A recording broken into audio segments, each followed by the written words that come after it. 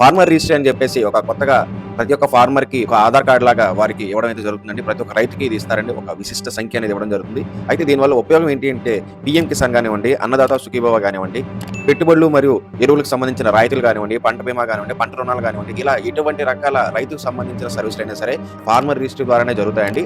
వ్యవసాయ రంగాన్ని డిజిటలైజేషన్ చేయుటకు కేంద్ర ప్రభుత్వం రైతులకు 14 అంకెల ప్రత్యేక విశిష్ట గుర్తింపు సంఖ్యను ఒక యూనిక్ ఆధార్ కార్డు తరహాలో రైతులకు అందించనుంది. కావున ప్రతి రైతు కూడా సొంత భూమి కలిగిన ప్రతి రైతు కూడా కేంద్ర రాష్ట్ర ప్రభుత్వాల వివిధ పథకాలు రాయితీలు పొందాలంటే ఈ యొక్క రైతు విశిష్ట సంఖ్య 14 అంకెల రైతు విశిష్ట సంఖ్య అనేది ఖచ్చితంగా నమోదు చేసుకుని తీరాల్సిందే. చేసుకోవడానికి కావాల్సిన పత్రాలు ఏంటి అంటే మీ యొక్క పట్టాదారు పాస్బుక్ యొక్క జెరాక్స్ లేదా 1B యొక్క జెరాక్స్, మీ యొక్క ఆధార్ కార్డు జెరాక్స్, ఆధార్ నెంబర్కి లింక్ అయిన ఫోన్ నెంబర్ అనేది తీసుకొని రావాలండి. ఈ 3 తీసుకొని ఆంధ్రప్రదేశ్లో అయితే అగ్రికల్చర్ అసిస్టెంట్ ఉంటారండి, వారిని కలవాలి. అదే తెలంగాణలో అయితే మీ యొక్క అగ్రికల్చర్ ఆఫీస్లో అయితే కలవాల్సి ఉంటుందండి. ఫిబ్రవరి 25వ తారీఖులోగా నమోదు చేసుకోవాలండి. దీనికి సంబంధించిన పూర్తి సమాచారం వీడియో కింద డిస్క్రిప్షన్లో ఉందండి.